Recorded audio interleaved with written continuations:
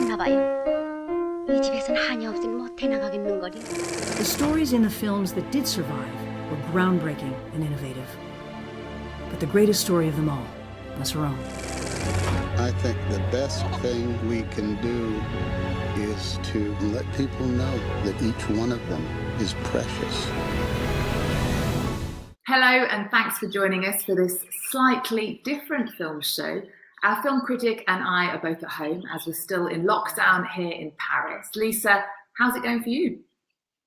Well, I have several thousand books that I couldn't finish reading if I lived to be 200, so I wouldn't mind going to a movie, but I'm fine, thanks. Okay, well, before we chat about which films to watch this week, you're going to tell us about some pretty famous names who've got experience of living in confinement.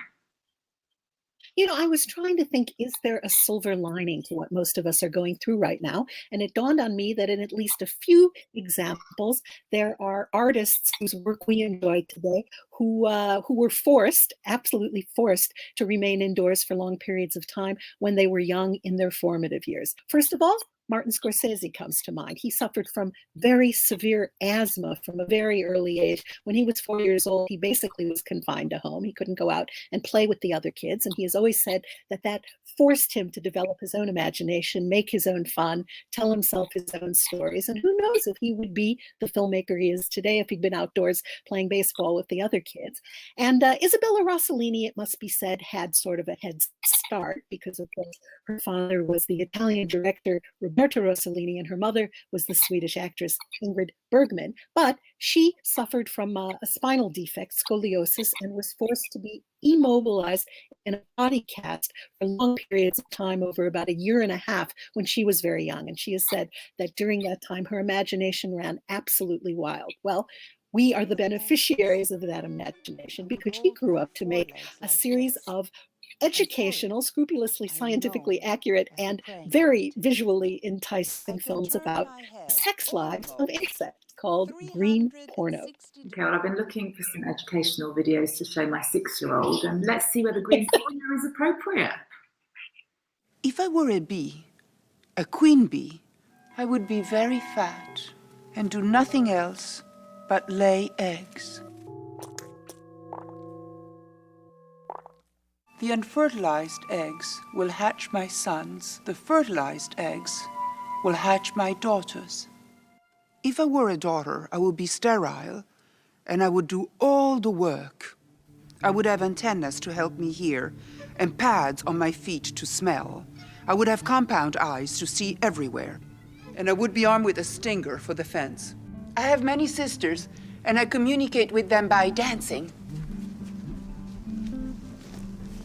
Well, that was from Green Porno. Let's talk about some of the films of the week now, Lisa, starting with A Beautiful Day in the Neighborhood. It stars Tom Hanks, who was nominated for an Oscar for his role, and he's recovering from the coronavirus. This is a story about a real-life hero, Fred Rogers, an influential pioneer of children's television in the United States.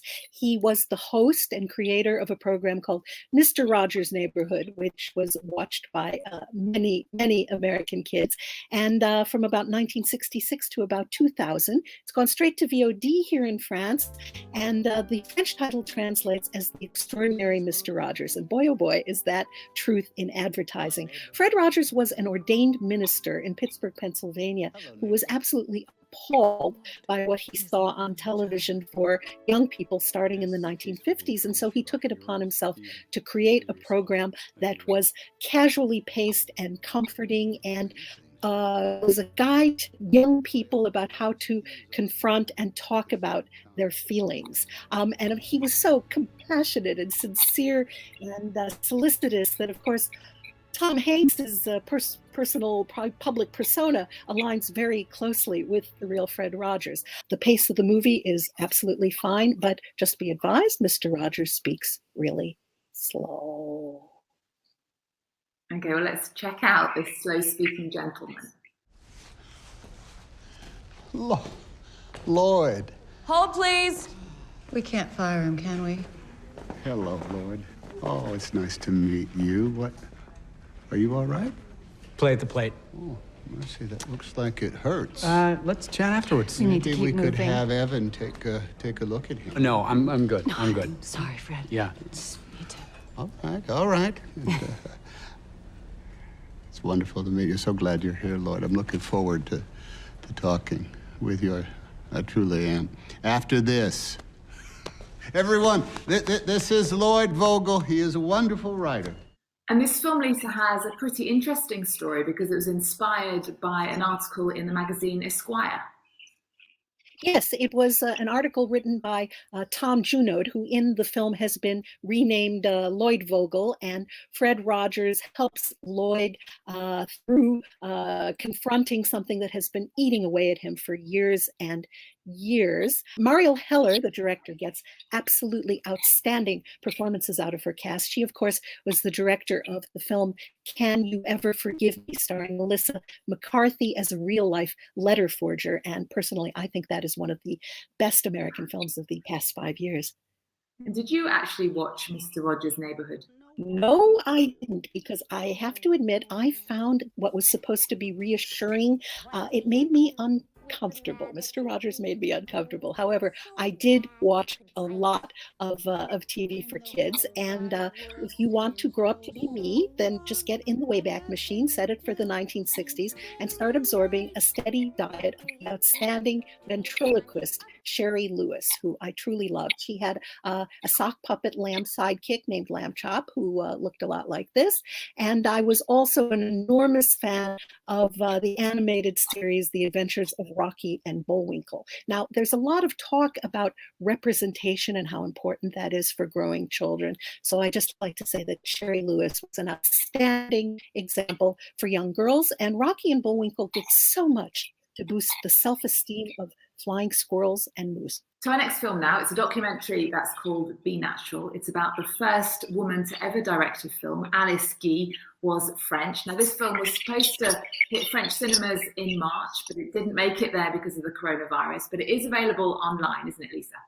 American filmmaker Pamela Green was stunned to find out that she had never heard of this Alice Guy person. And so she decided to do some investigating and try to get to the bottom of some enduring mysteries. So the film is sort of a jaunty detective tale and also pretty educational. Now, Alice Guy directed hundreds of films, probably about 200. We're talking about short, silent films before the turn of the previous century. And she went on to found her own film studio in New Jersey.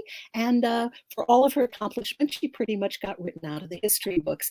It's believed that she directed her very first narrative film in 1896 or 1897, and her last one in 1920, and she died in 1968. Okay, well, let's have a peek at Be Natural.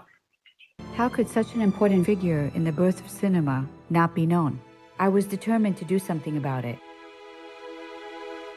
My name is Pamela Green, and I'm working on a documentary.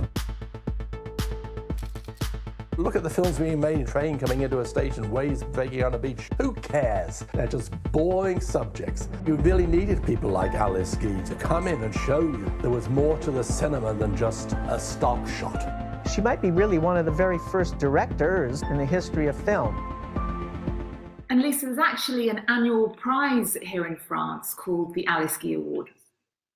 Indeed, there is, because keep in mind there are more working French women directors than anywhere else in the world. And I think the prize is to acknowledge the best French film of the year directed by a woman. And most years there are between 75 and 90 candidates. So that's pretty darn good. That said, anytime we recognize the work of women is an outstanding thing. But personally, I find it a little peculiar to single out whether a movie happened to have been made by a man or a woman. Would you go so far as to say that women write or paint differently than men do? Something that's always stuck with me that I read as a teenager in a book about hitchhiking and riding the rails as a hobo was, a woman can do anything a man can do except pee out of a moving boxcar. That inspired me. It was believed that women had no place in the space program. It turns out women are actually better suited to life in space than men are, as long as they have a spacesuit that fits. The Wachowski brothers directed the Matrix movies. They were men when they did that. They are now both women. So was the Matrix trilogy directed by a man or women? Alice Guy covered all sorts of topics in her surviving films. We can see comedies, social dramas, even a few westerns in there. And so her name should never, ever be forgotten again. Say after me, Alice Guy, Alice Guy, Alice Guy. We're moving on to our last film now. And since the success of Parasite, Korean films have been getting some special attention. And available now is a restored version of the 1960 film The Housemaid. One of the best templates for an interesting movie is when an interloper, someone from the outside, insinuates his or herself into a household.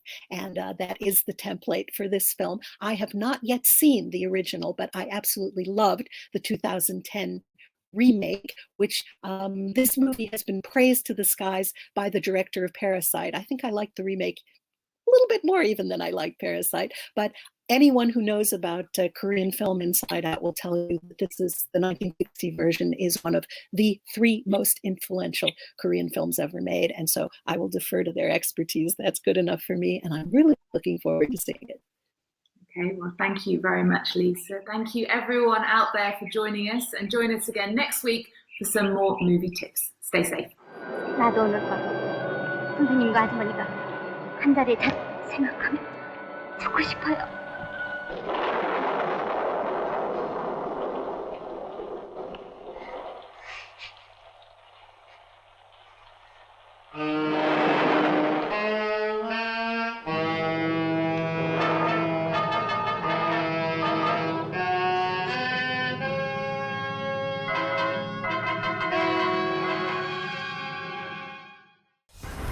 Yo, what's up? This is Will I Am. Apple. Yo, what's up? This is Apple the App. And we're the Black Eyed Peas, and you're watching France 24, and we're here to talk about Mamacita and how we are all living in quarantine. Encore on France 24 and France24.com.